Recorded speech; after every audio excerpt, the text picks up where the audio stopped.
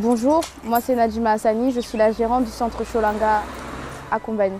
Alors en fait, Cholanga, je propose des séances de massothermie. Donc la massothermie, en fait, c'est un lit avec des pierres de jade qui va venir vous masser de la tête aux pieds. Changer le drap, donc ça se change à chaque patient, chaque client. J'ai lancé un programme de préchauffage de la machine qui va permettre du coup à chauffer la machine avant que le client monte. J'étais conseillère en insertion professionnelle en métropole et du coup j'ai été confrontée à un moment donné à la maladie suite à une fracture. Et au centre antidouleur dans lequel j'étais prise en charge, on m'avait proposé des solutions alternatives aux douleurs chroniques. Donc parmi ces solutions, il y avait l'acupuncture, il y avait la sophrologie et bien sûr il y avait la massothermie. Et c'est comme ça que j'ai découvert la massothermie. Donc du coup, quand on a décidé de venir nous installer à Mayotte, c'était une évidence de ramener la massothermie et les solutions alternatives.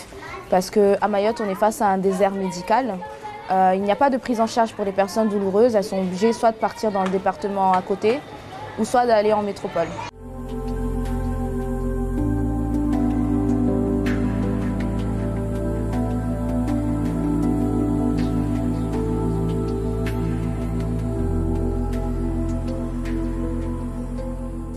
C'est très compliqué de conjuguer la vie familiale et la vie professionnelle, surtout quand on a une entreprise.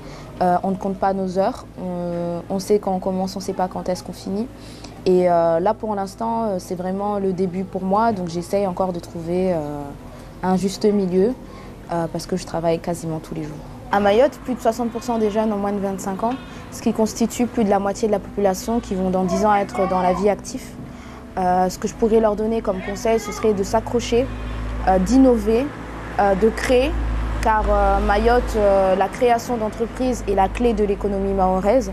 Donc il faut vraiment qu'on mise sur l'insertion sociale avant, qu'il y ait des logements, qui peuvent manger en temps et en heure, qui peuvent se soigner aussi, parce que c'est aussi pour ça que j'ai ouvert un centre de masso, parce qu'il y a des personnes qui ne peuvent pas se soigner au jour d'aujourd'hui, parce qu'il n'y a pas assez de structures, il n'y a pas assez de spécialistes.